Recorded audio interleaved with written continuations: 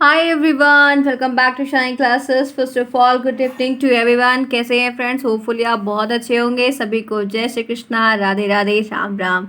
आइए यहाँ पर हम क्या पढ़ने वाले हैं पता है? शिक्षण अधिगम के बहुविकल्पी प्रश्न करेंगे। 2017, 18, 19 और 22 का जो पेपर हुआ था उसके जितने भी ऑब्जेक्टिव क्वेश्चन है वो करेंगे। आज मैंने आप लोगों को काफ़ी सारी क्लासेस को दिया, जिसमें से आपकी बाल विकास की क्लास हुई, बाल विकास का ऑब्जेक्टिव हुआ, बाल विकास का अतिलघु हुआ, शिक्षण अधिगम का लघुत्री हुआ और शिक्षण अधिगम के ये बहुविकल्पी 4 क्लास मैंने आप लोग को टोटली यहाँ पर दी आज के। इसलिए इतनी क्लासेस आपके लिए इनफ है। शिक्षण अधिगम बाल विकास का आपको जो है महामैराथन भी करवाया है। आपकी सारी चीज़ें अपडेट है।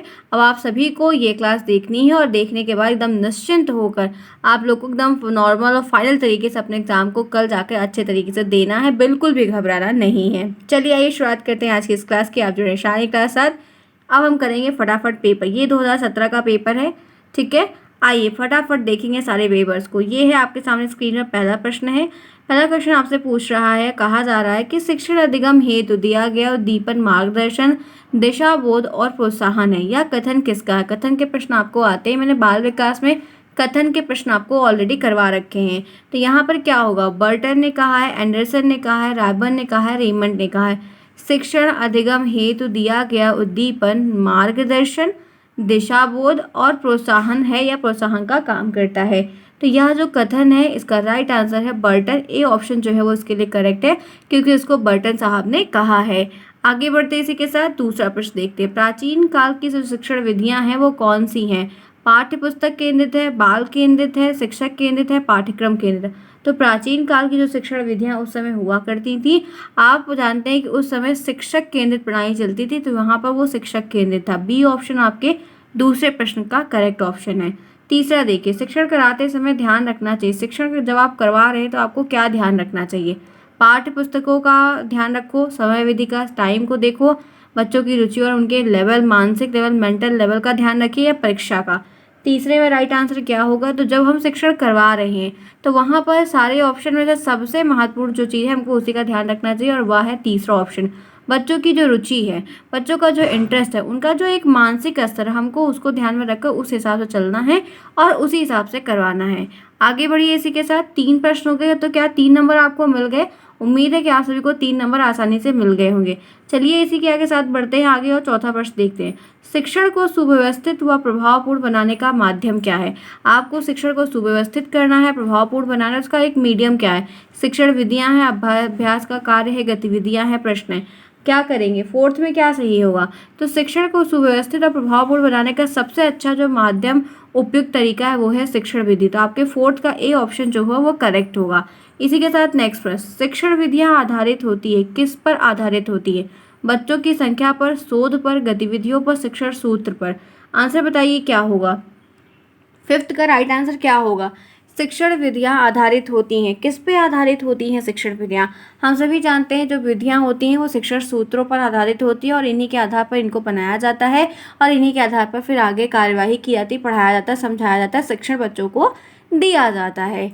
इसी के साथ नेक्स्ट प्रश्न चलते हैं, छठा प्रश्न देखते हैं। आइए, किंडरगार्टन की जो पद्धति है वो उनके जन्मदाता कौन है? फ्रोबेल है, हेलन पार्कहर्स्ट है, मॉन्टेसरी है और हर्बर्ट है। तो किंडरगार्टन प्रणाली की जन्मदाता की अगर बात हमेशा जब भी आपसे कर सकता है, कभी भी आपसे किया है, तो आप 6 में क्या बताएंगे? फ्रोबेल आंसर जो है वो करेक्ट है। 6 का ए ऑप्शन सभी बच्चों का है। तो यहाँ तक हो गया, आगे बढ़ो। देखो नेक्स्ट सातवां, संप्रेषण की प्रक्रिया होती है। संप्रेषण यानी कि कम्युनिकेशन। कम्युनिकेशन का जो प्रोसेस है वो क्या है? एक पक्षीय होता है, 2 पक्षीय होता है, 1 और 2 दोनों होता है, उपयुक्त में से कोई। इसकी प्रिंटिंग थोड़ी कम अच्छी है, लेकिन हम पढ़ के बता दे रहे हैं क्या लिखा है। तो संप्रेषण की जो प्रक्रिया होती है वो एक पक्षी बिल्कुल नहीं होती। एक पक्षी तो वॉकी टॉकी में होती है, लेकिन 2 पक्षी मेनली होती है। तो संप्रेषण की जो प्रक्रिया है वह 2 पक्षी होती है। तो 7th में बी ऑप्शन जितने भी फ्रेंड्स बता रहे हैं उन सबका करेक्ट है। आइए इसी के साथ नेक्स्ट 8वां प्रश्न देखते हैं। निम्नलिखित में से उपयुक्त शिक्षण सूत्र है। ज्ञात से अज्ञात होता है, तो ये तो बिल्कुल नहीं है। मूर्त से अमूर्त यहाँ पर आपको दिया है, एक ये ऑप्शन है। एक सूक्ष्म से स्थूल दिया है, जो कि स्थूल से सूक्ष्म होता है, बिल्कुल नहीं।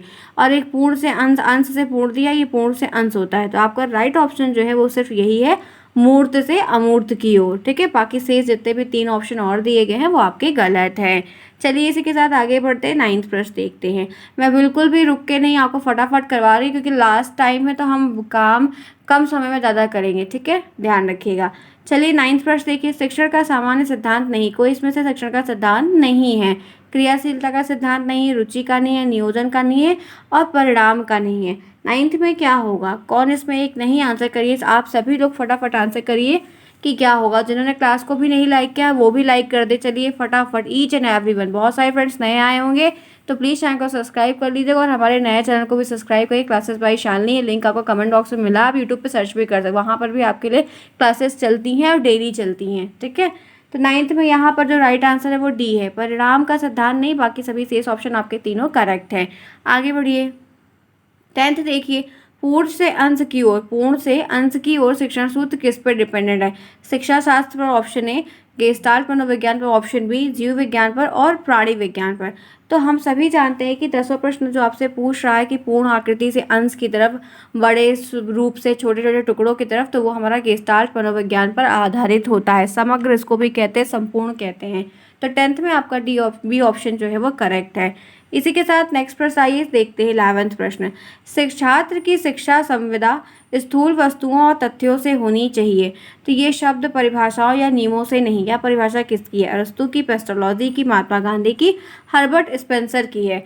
तो यहाँ पर है कि छात्र की जो शिक्षा संविदा स्थूल वस्तुओं के बजाय तथ्यों से होनी चाहिए, यह कथन किसने कहा है। तो 11th में आपका सी ऑप्शन करेक्ट है। यह आपको किसने कहा, पेस्टोलॉजी ने कहा। पेस्टोलॉजी का यह कथन है। चलिए इसी के साथ आगे बढ़ते हैं और नेक्स्ट प्रश्न देखते हैं, उनको करते हैं।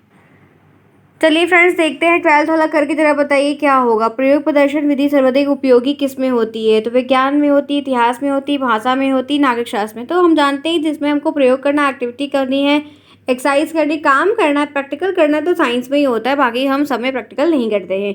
नेक्स्ट आइए 13 देखिए। सूक्ष्म अवलोकन और निरीक्षण शक्ति के विकास में सहायक शिक्षण प्रविधि क्या क्या होती है। व्याख्यान, कहानी, प्रश्नोत्तर और पर्यटन। जल्दी बताइए 13 में क्या होगा, आंसर करिए। अवलोकन कहाँ जाएंगे, व्याख्यान में करने। निरीक्षण किसका करेंगे, कहानी का। प्रश्नोत्तर का नहीं, घूमने जब जाएंगे, पर्यटन करने जब जाएंगे तो हम टूर वगैरह पर जाते हैं तो वहाँ पर करते हैं। तो 13 डी ऑप्शन करेक्ट होगा। 14th में आइए। छात्रों के पूर्व ज्ञान की जानकारी लेने हेतु उपयुक्त शिक्षण कौशल क्या है। आपको बच्चों के अंदर जो मतलब पुराना पढ़ा है, जो समझ रहे हैं, जान रहे हैं, उसकी जानकारी अगर आपको लेनी है तो उसके लिए आप क्या करोगे। तो हम क्या करेंगे, प्रस्तावना कौशल करेंगे, श्याम पट कौशल करेंगे और पुनर्बलन कौशल करेंगे और उद्देश्य कथन कौशल करेंगे। क्या करेंगे, तो हम प्रस्तावना कौशल का इस्तेमाल करके हर चीज़ को जानने का प्रयास करेंगे। आगे बढ़िए। बच्चों की कल्पना शक्ति का विकास किया जा सकता है। बच्चों की कल्पना शक्ति को आप कैसे डेवलप कर सकते हैं, प्रश्नोत्तर के द्वारा, व्याख्यान के द्वारा, कहानी के द्वारा और समूह कार्य के द्वारा। तो बच्चों की जो कल्पना शक्ति होती है हम उसको कहानी के द्वारा कर सकते हैं कि कहानी वो सोचेंगे, आधी कहानी आज बता देंगे और कहेंगे कि इसके आगे की कहानी आप लोग अपने अपने तरीके से सोच के आना। तो कोई बच्चा कुछ सोचेगा, कोई बच्चा कुछ करके आएगा, तो उससे क्या होगा, उसका कल्पना शक्ति का विकास होगा। तो आपके 2017 के 15 मैंने करवा दिए। तो क्या आपको 15 में से 15 मिले। ध्यान रखिएगा, जितने भी मेरे फेवरेट स्टूडेंट हैं जो मेरे साथ 6-7 महीने से जुड़े हुए हैं, खासकर गर्ल्स बहुत सारी हैं, बॉयज़ भी बहुत सारे अच्छे अच्छे हैं। हेमंत है, रोहित है, राजन है, कई सारे बॉयज़ भी बहुत सारे हैं। तो ध्यान रखिए कि मुझे आपके कमेंट, आपके जो रिजल्ट हैं उसका एक इंतज़ार रहेगा मुझे भी। ठीक है, मैं पर्सनली आपके नाम को जान रही हूँ और जितनी भी गर्ल्स यहाँ पर बहुत अच्छी अच्छी फेवरेट गर्ल्स हैं मेरी, पढ़ रही हैं, रिस्पॉन्स कर रही हैं, उस बात को ध्यान रखें कि उनको मेरे लिए चीज़ करनी है। अपने लिए नहीं करनी होगी चलेगा, लेकिन मेरे लिए अच्छे से पासिंग मार्क्स बढ़िया लेकर, अच्छा लेकर आना है, इस बात को ध्यान रखिएगा। ठीक है, चलिए आइए। ये 2018 का पेपर है, इसको चलते हैं करते हैं फटाफट स्टार्ट। देखिए क्या करना है, इसमें क्वेश्चंस कैसे दिए गए हैं। आइए फ्रेंड्स पढ़ते हैं। ये 18 का पेपर है, सेम चीज़ें हैं, आप सब जानते हो। पूरा पेपर आपको बहुविकल्पी नहीं आने वाला है, 15 बहुविकल्पी, बाकी शेष लिखने को आएंगे। पहला प्रश्न पढ़िए क्या दिया है। शिक्षण अधिगम का सिद्धांत नहीं, कोई एक इसमें ऐसा है जो ये प्रश्न रिपीट होता है, बार बार रिपीट होता है। तो कह रहा है कि शिक्षण अधिगम का सिद्धांत नहीं, तो इसमें से कौन सा नहीं है। क्रियाशीलता का सिद्धांत नहीं है, प्रेरणा का सिद्धांत नहीं है, रुचि का नहीं है, प्रयोगात्मक कार्य की प्रविधि नहीं। अरे मेरे दोस्तों, एकदम सामने लिखा ही हुआ है, सिद्धांत नहीं है पूछ रहा है, यहाँ पर प्रविधि लिखी हुई, ये एक तरीका है, तो बिल्कुल जाहिर सी बात है हो ही नहीं सकता। तो डी ऑप्शन आपका अपने आप ही दिख गया, तो आपके पहले में डी ऑप्शन करेक्ट है। आगे बढ़ो। दूसरा देखो, संप्रेषण के घटक हैं। संप्रेषण संप्रेषण जब होता है तो क्या क्या होता है? प्रेषक, संदेश, ग्राही, उपयुक्त सभी। एक संप्रेषण की साइकिल को पूरा करने के लिए भेजने वाला, लेने वाला, माध्यम और प्रतिपुष्टि सब कुछ होना चाहिए। तो यहाँ पर आपका डी ऑप्शन जो होगा वो करेक्ट होगा। दूसरे में भी डी ऑप्शन करेक्ट है। आगे बढ़िए। निम्नलिखित में से श्रव्य दृश्य सामग्री नहीं, कोई एक ऐसी सामग्री नहीं है जिसमें ना तो दिखाई मतलब दोनों दिखाई और सुनाई देने वाला दोनों फीचर नहीं है। तो रेडियो ही एक ऐसा है जिसमें से सुनाई देता, दिखाई तो कुछ नहीं देता। चलचित्र, टेलीविजन, कंप्यूटर में सब कुछ दिखाई देता है, सब कुछ सुनाई देता है। तो तीसरे में आपका ए ऑप्शन करेक्ट होगा। भ्रमण प्रविधि के चरण है। भ्रमण प्रविधि के चरण है। शैक्षिक उद्देश्य या प्रकरण का चुनाव ऑप्शन 1, पर्यटन स्थल का चयन, पर्यटन स्थल हेतु सामग्री, उपयुक्त सभी। फटाफट बताइए राइट आंसर फोर्थ में क्या होगा। भ्रमण प्रविधि के चरण में क्या है? तो हम जानते हैं जब हम घूमने फिरने जाते हैं तो हम वहाँ पर अगर स्कूल से कोई टूर गया है तो उसके उद्देश्य का चुनाव, वहाँ जाके क्या देखेंगे बच्चे, क्या सीखेंगे, वो चयन स्थल क्या होगा, हम किस फील्ड से सोच के जा रहे हैं, सामग्री क्या क्या होनी चाहिए, तो उपरोक्त सभी। तो फोर्थ में आपका डी ऑप्शन करेक्ट होगा। इसी के साथ बढ़ते हैं, देखते हैं नेक्स्ट प्रश्न 5वां। प्रयोग प्रदर्शन विधि सर्वाधिक उपयुक्त होती। प्रयोग वाला काम हम कहाँ करते हैं? ये रिपीट हुआ है, बार बार रिपीट हो रहा है, आप देख रहे हैं 17 में भी आया, इसमें भी आया, बार बार आ रहा है। तो प्रयोग प्रदर्शन विधि जो होती है वो साइंस के लिए उपयुक्त होती है। बाका हम भाषा में, और भाषा में हम अभ्यास करते हैं, इतिहास और इन सब चीज़ों में हम देखते हैं, अवलोकन निरीक्षण करते हैं, लेकिन प्रयोग जो है वो हम साइंस में ही करते हैं। तो आपका फिफ्थ में सी ऑप्शन करेक्ट होगा।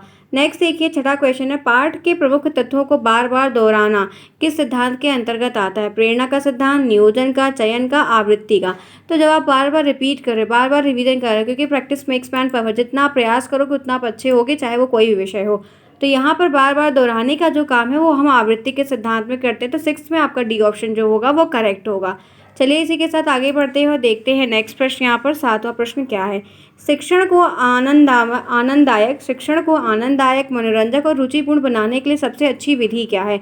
व्याख्यान करेंगे, इसकी ये प्रविधि काफ़ी अच्छी है, खेल के द्वारा करेंगे, स्पष्टीकरण करेंगे, या अवलोकन और निरीक्षण करेंगे। किसके द्वारा? वो काफ़ी इंटरेस्ट वाली, बच्चों के लिए अच्छी हो सकती है, एंटरटेनमेंट वाली हो सकती है, इंटरेस्ट आ सकता है। तो ऐसा आपको क्या करना होगा, कौन सी विधि का आप प्रयोग करके सिखाने या बताने का प्रयास करेंगे? तो 7th में सबसे अच्छा तरीका जो है प्राथमिक स्तर के लिए वो खेल विधि है, कि बच्चों को खेल खेल के द्वारा आप जो कुछ भी सिखाएंगे वो सीख भी जाएंगे और खेल का खेल भी हो जाएगा, एक पन दो काम हो जाएगा। चलिए इसी के साथ आगे बढ़ते हैं और 8वां प्रश्न देखते हैं। शिक्षण प्रविधियों के प्रकार। शिक्षण प्रविधियों के जो प्रकार होते हैं वह क्या क्या हैं? तो पहला है प्रश्नोत्तर, वर्णन, कहानी, कथन, उपरोक्त सभी। शिक्षण प्रविधियों के क्या क्या प्रकार हैं? तो हम सभी जानते हैं कि 8th प्रश्न का डी ऑप्शन सही है। कहानी भी होती है, वर्णन भी होता है, प्रश्नोत्तर भी होता है। हम इन सभी के माध्यम से सीखते, सिखाते और बातें करते आगे चलते हैं। आगे बढ़िए। शिक्षण का सूत्र नहीं, कौन सा इसमें एक ऐसा है जो शिक्षण का सूत्र नहीं है? ज्ञात से अज्ञात, पूर्ण से अंश, स्थूल से सूक्ष्म और प्रेरणा का सिद्धांत। तो 9th में आप सभी को पता है कि आपके पेपर में ही जो क्वेश्चन पूछा गया और उसका आंसर खुद ही दिख रहा है। 9th में आपका यहाँ पर 4th ऑप्शन होगा सही। प्रेरणा का सिद्धांत, जब सूत्र बोला है, सिद्धांत दिया है, बाकी तो तीनों सही है। 9th में आपका डी ऑप्शन करेक्ट होगा। नेक्स्ट देखिए, शिक्षण को पूर्व ज्ञान पर ही नए ज्ञान को आधारित करना चाहिए। यह कथन किस शिक्षण सूत्र की ओर संकेत करता है? ज्ञात से अज्ञात की ओर, पूर्ण से अंश की ओर, स्थूल से सूक्ष्म की ओर और सरल से कठिन की ओर। शिक्षण को पूर्व ज्ञान पर ही दिए गए नए ज्ञान पर आधारित करके बताना, सिखाना, ये किससे संबंधित? मतलब बच्चे को जितना कुछ पता है उसी के बेस पे उसको नया जोड़ के सिखाओ और बताओ तो क्या होगा? तो ये ज्ञात से ज्ञात होगा, जो चीज़ बच्चा जानता है उसी के बेस पे सिखाओगे तो आपको काफ़ी हेल्प मिलेगी, और सबसे अच्छी बात ये कि बच्चा फिर जल्दी जल्दी सीख भी जाएगा। तो यहाँ पे आपका 10th का ए ऑप्शन करेक्ट होगा। आगे बढ़ते इसी के साथ नेक्स्ट देखिए। 11th प्रश्न है, सहयोग की भावना का विकास संभव है? समूह कार्य से, वाद विवाद से, प्रश्नोत्तर से, सहायक सामग्री से। सहयोग की भावना का जो विकास है वह संभव कैसे है, क्या बताएंगे? तो यहाँ पर आपके 11th का एक ऑप्शन सही है, सहयोग की भावना का समूह कार्य से। समूह कार्य की तरह बच्चे जो होते हैं ना, डर नहीं रहता है, सीखते हैं, साहस बांधते हैं, एक साथ मतलब सीखने का प्रयास करते हैं, बच्चे कर भी ले जाते हैं। ठीक है, चलिए इसी के साथ आगे बढ़ते हैं। 12 देखिए, बच्चों में कल्पना शक्ति का विकास किया जा सकता है। कल्पना शक्ति, ये भी रिपीट हो गया, फिर रिपीट हो गया, आप देख लो। कल्पना किसके द्वारा जागृत करोगे? समूह के द्वारा, प्रश्न के द्वारा, व्याख्या के द्वारा, कहानी के द्वारा करेंगे। बार बार रिपीट हो रहा है। ठीक है, आगे बढ़िए। नेक्स्ट देखिए, शिक्षण सूत्र पथ प्रदर्शन करते हैं जिनमें सिद्धांत से व्यवहार में सहायता की अपेक्षा की जाती है। यह कथन किसका है? रूसो का, रेमन का, हर्बर्ट गुली का, आर.के. शर्मा का। कौन सा ऑप्शन करेक्ट होगा? 13 आपसे पूछ रहा है, शिक्षण सूत्र पथ प्रदर्शन करते हैं जिनमें सिद्धांत से व्यवहार में सहायता के लिए अपेक्षा की जाती है। तो ये रेमंड साहब का कथन है। 13 में बी ऑप्शन बताने वाले सभी स्टूडेंट का करेक्ट है। आगे बढ़िए। उपचारात्मक शिक्षण हेतु क्रियाकलाप कराए जाते हैं। अभ्यास कराना, खेल या अन्य गतिविधि का आयोजन, समूह चर्चा, उपयुक्त सभी। तो क्या होगा आपके लिए यहाँ पर, क्या सही है, क्या चीज़ें हैं बता सकते हैं? फटाफट बताइए आपका राइट ऑप्शन क्या होगा, आप क्या सही करेंगे। तो 14th के लिए आपका 4th ऑप्शन सही है, जहाँ पर आप अभ्यास के द्वारा सिखा रहे हैं, जहाँ आप खेल या गतिविधि के द्वारा आप सिखा रहे हैं, जहाँ पर समूह चर्चा के द्वारा सिखा रहे हैं। तो ये विभिन्न तरीके हैं जिनके द्वारा से आप बच्चों को सिखा और पढ़ा रहे हैं। यहाँ तक सभी को समझ में आया? चलिए, जिन्होंने अभी तक क्लास को नहीं लाइक किया, वो भी इतनी अच्छी क्लास को, तो फटाफट लाइक करिए ताकि आपको फटाफट सारी चीज़ें भी मिल जाएं और आपके लिए काफ़ी बढ़िया रहे और मेरे लिए भी छोटी छोटी चीज़ें अच्छी रहे।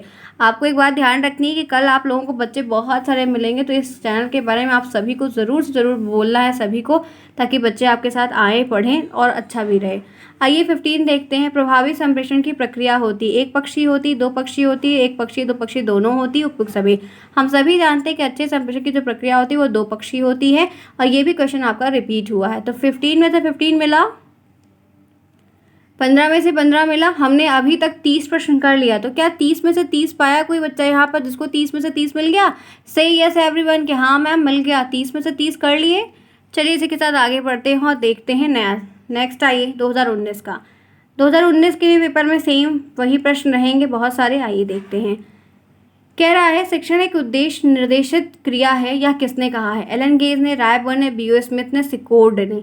शिक्षण उद्देश्य एक निर्देशित क्रिया है, यह किसने कहा है? कौन सा ऑप्शन आपका करेक्ट होगा, जल्दी से बताने का प्रयास करिए कि यह कथन किसका है। तो यहाँ पर हम सभी जानते हैं कि आपके 1 क्वेश्चन का सही ऑप्शन जो है वो सी है, बीओ स्मिथ ने कहा है।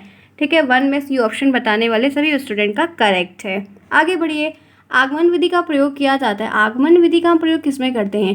व्याकरण में, निबंध में, गद्य में, पद्य में। आगमन विधि वह होती है जिसमें पहले हम उदाहरण बताते हैं, पहले हम एग्जाम्पल बताते हैं, तब हम उसमें जाके रूल्स बताते हैं। तो ये तो हम व्याकरण में ही फॉलो करते हैं। तो दूसरे का आपका ए ऑप्शन करेक्ट होगा। ए बताने वाले सभी स्टूडेंट का करेक्ट है। गुड की बड़ा। चलो आगे आ जाओ। नेक्स्ट देखो, तीसरा यहाँ पर क्या है? निम्नलिखित में से कौन सी श्रवण सामग्री के चयन में सर्वाधिक प्रमुखता है? धन व्यवस्था, विषय वस्तु की प्रकृति, शिक्षकों की प्रश्न और छात्रों की प्रश्न। आपको श्रव्य सामग्री एक टीएलएम को चूज करना है, तो आप सबसे क्या अहम भूमिका को रखते हुए चूज करोगे? तो मैं तो यहाँ पर आपको बताना चाहती हूँ कि आपके तीसरे का बी ऑप्शन सही होगा, विषय वस्तु की प्रकृति। हम उसके नेचर के हिसाब से, अपनी आवश्यकताओं के हिसाब से भी लेते हैं। आगे बढ़िए। कह सकते हैं 4th क्वेश्चन है, कक्षा शिक्षण में कौन सा संप्रेषण का घटक नहीं होता है? जब क्लास में कम्युनिकेशन हो रहा है तो इसमें कोई एक ऐसा घटक होगा जो नहीं है। शिक्षक नहीं होंगे तो क्लास नहीं चलेगी, पाठ्य वस्तु नहीं होगा, चर्चा नहीं होगी, अभिभावक नहीं होंगे तो क्या होगा? बच्चे नहीं होंगे तो बातें किससे होगी? तो अभिभावक ही नहीं होंगे। पेरेंट्स का क्या काम? क्लास में, स्कूल की क्लास में पेरेंट्स का क्या काम? कोई काम नहीं है, दर्शक थोड़ी आएंगे वहाँ पर। तो आपके 4th में सी ऑप्शन करेक्ट होगा। आगे बढ़ते इसी के साथ 5th प्रश्न देखते हैं कि आपका 5वां प्रश्न क्या होगा। शिक्षक द्वारा कक्षा में अंताक्षरी एवं काव्य पाठ प्रतियोगिता कराना कौन सा शिक्षण का सिद्धांत है? नियोजन का सिद्धांत, निश्चित उद्देश्य का सिद्धांत, क्रियाशीलता का सिद्धांत, अभिप्रेरणा और रुचि का सिद्धांत। 5th में क्या होगा? शिक्षक द्वारा कक्षा में अंताक्षरी एवं काव्य पाठ प्रतियोगिता कराना शिक्षण सिद्धांत से क्या संबंधित है? तो यहाँ पर ये तो क्रियाशीलता के सिद्धांत से संबंधित, जहाँ पे बच्चे एक्टिविटी कर रहे हैं। बच्चे की जब क्रियाकलाप होती है तो वो चीज़ें काफ़ी महत्वपूर्ण हो जाती हैं। आगे बढ़िए।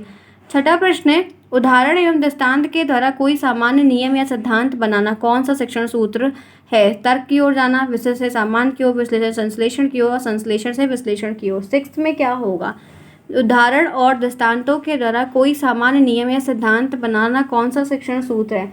तो 6th में आपका बी ऑप्शन होगा, विषय से सामान्य की ओर। ठीक है, 6th में बी ऑप्शन जो है वो करेक्ट है। इसी के साथ आगे बढ़ते हैं, नेक्स्ट प्रश्न देखते हैं। पाठशाला विद्यालय को उद्यान की संज्ञा किसने दी? हर्बर्ट ने, मॉन्टेसरी ने, फ्रोबेल ने, फ्रैंकलिन ने। हम सभी जानते हैं कि पाठशाला को जो बगीचा बताया है वो फ्रोबेल ने बताया। ठीक है, 7th में सी ऑप्शन जो है वो बच्चों का करेक्ट होगा। आगे बढ़िए। नेक्स्ट 8वां देखिए, छात्रों को अपने भाव और विचारों को व्यवस्थित ढंग से अभिव्यक्त करना किस प्रविधि में आता है? प्रश्नोत्तर में, वाद विवाद में, प्रयोगशाला में, पाठ्य वस्तु की प्रविधि में। तो 8th का राइट आंसर जो होगा वो वाद विवाद की प्रविधि होगी। 8th में बी ऑप्शन जो है वो करेक्ट है। आगे बढ़िए। प्रश्नोत्तर विधि के जन्मदाता कौन है? रूसो है, प्लेटो है, सुकरात है, अरस्तू है। प्रश्नोत्तर विधि के जन्मदाता कौन है? तो 9th में यहाँ पे आपका सी ऑप्शन करेक्ट होगा, सुकरात है। कौन है? सुकरात है। आगे बढ़ते इसी के साथ 10th देखते हैं। संप्रेषण प्रक्रिया प्रभावी होती है। संप्रेषण प्रक्रिया कब प्रभावी हो जाएगी? मंद गति से होगा तो, अनेक व्यक्तियों के साथ होगा तो, तीव्र गति से होगा तो, स्पष्टता के साथ होगा तो।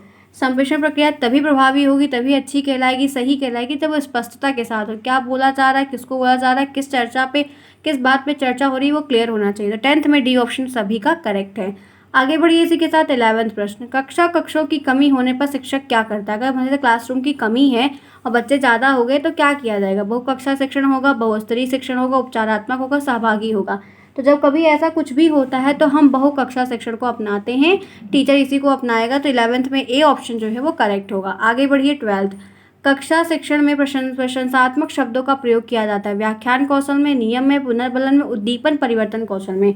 आप ऐसे शब्दों का जब प्रयोग करते हैं तो उसका क्या मतलब, आप पुनर्बलन कौशल का इस्तेमाल करें जहाँ पे बच्चों को पुनर्बलित करने का मतलब एक प्रयास कर रहे हैं। आगे बढ़िए 13 देखिए, कक्षा शिक्षण करते समय शिक्षक द्वारा जो टीलम का प्रयोग होता है वो क्या है? छात्रों को पाठ की सहजता से बोधगम्य हो जाता है, छात्रों के मानसिक स्तर का विकास होता है, छात्रों के बौद्धिक स्तर का विकास होता है, उपयुक्त सभी। तो 13 में यहाँ पे आपका राइट ऑप्शन जो है वो उपयुक्त सभी होगा, जहाँ पर बच्चे अच्छे से सीखते हैं, मानसिक बढ़ता है, बौद्धिक बढ़ता है और बहुत सारी बातों को और जानते हैं। फेनल बोर्ड किस प्रकार का टीलम है? दृश्य श्रव है, दृश्य इलेक्ट्रॉनिक है। तो फेनल बोर्ड क्या है? वो एक प्रकार का दृश्य बोर्ड का मतलब श्यामपट्ट हो गया, देखने वाली चीज़ है, तो जाहिर सी बात है कि देखने वाला ही कुछ होगा जहाँ पर हम देखकर सीख रहे हैं। नेक्स्ट देखिए, कौन सी प्रकृति जो है वो टीलम नहीं है? कंकड़ पत्थर, मानचित्र, टहनी और पत्ती। तो हम जानते हैं कि प्रकृति के द्वारा मानचित्र नहीं बना है, बाकी सारे बने। ये भी क्वेश्चन आपका रिपीट होता है। तो आपके 2019 के पेपर का सारा प्रश्न होगा। क्या 15 में से 15 मिला? हम लोगों ने कितना प्रश्न कर लिया? 45 प्रश्न कर लिया। ठीक है, हम लोगों ने अभी तक 45 प्रश्न टोटल कर लिए और आपके सारे पेपर्स के। मैंने इसको लास्ट में करने के लिए इसलिए रखा था कि एग्ज़ाम के पहले हम रिवीजन ये ज़्यादा कर लेते हैं। और एक बात और कहना चाहती हूँ, पता है क्या? आपके जो वस्तुनिष्ठ प्रश्न है टीचर उनको ज़्यादा अच्छे से चेक करता है, बाकी सारे प्रश्नों को देख लेते हैं, मतलब साफ़ सुथरा लिखा होना चाहिए, सही होना चाहिए, लेकिन जो चेकिंग होती है वो आपके वस्तुनिष्ठ की ही होती है। इस बात को मेरी ध्यान से सुन लीजिएगा। आइए इसी के साथ चलते हैं और देखते हैं 2022 का फाइनल पेपर। ब्लूम के अनुसार शिक्षण के उद्देश्य क्या है? ज्ञानात्मक, भावात्मक, क्रियात्मक, उपरोक्त सभी। तो ब्लूम की टेक्सोनॉमी के अनुसार यहाँ पर तीनों है, तो आपका डी ऑप्शन करेक्ट होगा। ज्ञानात्मक उद्देश्य, भावात्मक और क्रियात्मक भी आएगा। साविद्या या विमुक्ति शिक्षा का उद्देश्य किस विचारधारा से है? तो ये हमारा आदर्शवादी, प्रकृतिवादी, प्रयोजनवादी, अस्तित्ववादी। साविद्या या विमुक्ति शिक्षा का जो उद्देश्य है, विचारधारा जो कुछ भी है वो आपके आदर्शवादी से है। आपके दूसरे का ए ऑप्शन करेक्ट होगा। इसी के साथ आगे बढ़ते हैं। गेस्टाल्ट मनोवैज्ञानिक सिद्धांत पर आधारित जो सूत्र है वह क्या है? सूक्ष्म से शिथिल, ज्ञात से अज्ञात, पूर्ण से अंश, विशिष्ट से सामान्य की ओर। तो तीसरे का जो राइट ऑप्शन होगा वो आपका पूर्ण से अंश की ओर होगा, ध्यान रखिएगा। ठीक है, गेस्टाल्ट का मतलब किससे है? पूर्ण से अंश की ओर। आगे बढ़िए इसी के साथ। नेक्स्ट, शिक्षण एक त्रिध्रुवी प्रक्रिया ट्राइपोलर है, किसने कहा है? जॉन ड्यूवी ने, एडम्स ने, रेमंड ने, एंडरसन ने। तो शिक्षण एक त्रिध्रुवी प्रक्रिया है, यह तो जॉन ड्यूवी ने ही कहा है, और दो ध्रुवी लिखा होता तो एडम्स ने कहा है। ठीक है, एडम्स ने कहा है। आगे बढ़िए। नेक्स्ट, संप्रेषण शब्द की उत्पत्ति लैटिन भाषा के किस शब्द से हुई है? कम्युनिस्ट, कम्युनिकल, कम्युनिकेशन, इनमें से कोई नहीं। तो हम जानते हैं कि लैटिन भाषा के कम्युनिस्ट शब्द से मिलकर हमारा संप्रेषण बना हुआ है। संप्रेषण के प्रकार की अगर बात करते हैं तो 2, 4, 3, 1 कितने होते हैं? संप्रेषण दो प्रकार का, शाब्दिक और अशाब्दिक होता है। इसी के साथ आगे बढ़ते हैं, 7th देखते हैं। चलिए, जिन्होंने क्लास को नहीं लाइक किया फटाफट क्लास को लाइक करिए, क्योंकि लास्ट टाइम में और आपकी सारी क्लासेस मैंने करवाई, तो लाइक तो बनता है, क्योंकि मंदिर में आना है तो घंटी ज़रूर बजाना है। चलिए जल्दी फटाफट करिए, इस प्रश्न का आंसर भी बताइए और फटाफट लाइक करिए, फिर आगे बढ़ेंगे। प्रत्येक विधि के पद्धति के जन्मदाता कौन है? फ्रोबेल है, मॉन्टेसरी है, किलपैट्रिक, पेस्टोलॉजी। तो प्रत्येक प्रणाली के जो जन्मदाता हैं वो किलपैट्रिक है। 7th आप में सी गई होगा। नेक्स्ट, शिक्षण का सामान्य सिद्धांत नहीं है, कोई एक सिद्धांत नहीं, ये परिमाण वाला ही नहीं है, बाकी सब सही है। ये भी रिपीट हुआ बार बार, 22 में फिर आया। नेक्स्ट देखिए, कल्पना एवं तर्क शक्ति का विकास किस शिक्षण प्रविधि के माध्यम से करते हैं? फिर ये रिपीट हुआ, ये इस बार भी आएगा उम्मीद के हिसाब से, क्योंकि आप देखिए 22 में फिर रिपीट हुआ। तो कहानी ही है जिसमें हम कल्पना के द्वारा बच्चों को सिखा रहे हैं और बता रहे हैं। आगे बढ़िए, सुकराती प्रविधि किसकी होती है? ये भी प्रश्न आपका फिर से रिपीट हो गया। तो सुकराती प्रविधि का क्या मतलब है? कहानी की, प्रयोग की, प्रश्नोत्तर की, विश्लेषण की। तो सुकरात का जो प्रविधि का प्रचलन था, जो भी चीज़ें आई थी वो प्रश्न वाली थी। तो 7th में सी होगा। आगे बढ़िए, दिया है शिक्षक केंद्रित शिक्षण में शिक्षा का केंद्र बिंदु कौन होता था? जब शिक्षक केंद्रित प्रणाली चलती थी, शिक्षक, विद्यार्थी, प्रधानाचार्य, पाठ्यक्रम। शिक्षक ही होता था राजा, जो वो कहते थे वही होता था। सूक्ष्म शिक्षण पद्धति के जन्मदाता कौन है? डी एलन है, बिस्किनर है, बीके पासी है, रायबर्न है। तो सूक्ष्म शिक्षण पद्धति के जन्मदाता डी एलन है। 12th में ये ऑप्शन करेक्ट है। 13 देखिए, पाठ प्रस्तावना कौशल का जो आधार बिंदु है वो क्या है? पाठ्यक्रम है, परिवार है, पूर्व ज्ञान है, पाठ है। तो 13 में आपका यहाँ पर कौन सा ऑप्शन सही होगा? 13 में आपका तीसरा सही होगा, पूर्व ज्ञान। ठीक है, पूर्व ज्ञान। आगे बढ़िए। व्याख्यान विधि में छात्र बने रहते। जब व्याख्यान विधि चलती तो बच्चे कैसे रहते हैं? मूक रहते हैं, सक्रिय रहते हैं, निष्क्रिय रहते हैं? कुछ नहीं, वो श्रोता होते हैं, चुपचाप बैठे रहते हैं। तो 14 में भी सी होगा, वो निष्क्रिय, कोई क्रियाकलाप नहीं व्यक्त करते हैं। अधिगम का अर्थ क्या होता है? लक्ष्य प्राप्त करना, सीखना, व्यवहार करना, उपरोक्त सभी। तो यहाँ पर अधिगम का जो अर्थ होता है वो क्या है? 15 में आपका बी ऑप्शन करेक्ट होगा, सीखना। तो मैंने फ्रेंड्स आपके इस वाले पेपर के 22 के 15 में से 15 मिलवा दिए आपको, तो ये 15 हो गए। तो मैंने आप लोगों को 4 पेपर करवाए। ठीक है, क्या कितने करवाए? 4। मुझे उम्मीद है कि आप सभी ने काफ़ी बढ़िया प्रोग्रेस किया होगा और आप सभी का कल भी इसी तरीके से इसमें से बहुत सारे प्रश्न रिपीट हो जाए। बस इतना ध्यान रखना कि पेपर छोड़कर मत आना एक भी प्रश्न। सभी प्रश्न साफ सुथरी राइटिंग में करके आइएगा, सब कुछ अच्छा होगा। एकदम बिल्कुल भी डरिए नहीं, एकदम नॉर्मल तरीके से जाइएगा। सब कुछ अच्छे से देखिएगा, समझिएगा, पेपर पढ़िएगा, पूरा अच्छे से करिएगा, क्रम वाइज करिएगा, इस बात को ध्यान रखिएगा। ठीक है फ्रेंड्स, तो आज की मैं क्लास अब करना चाहती हूँ ओवर। यहाँ पर सारी चीज़ें मैंने आपको पढ़ाई बताई। आप सभी को मेरी ओर से कल के लिए best of luck, best wishes to all of you. अच्छे से जाइए, पेपर दिए और बहुत अच्छा होगा। ठीक है, बाय बाय, टेक केयर।